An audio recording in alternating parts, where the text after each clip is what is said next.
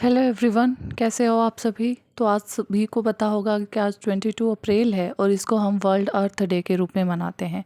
आज इस वीडियो में हम उन्हीं सब बातों को समझेंगे कि क्यों इस दिन का हमारे पास इतना ज़्यादा इम्पोर्टेंस है और क्या क्या खासियत है इस दिन के। साथ में हम ये देखेंगे कि इस साल के हमारे पास जो वर्ल्ड अर्थ डे है उसकी थीम क्या है।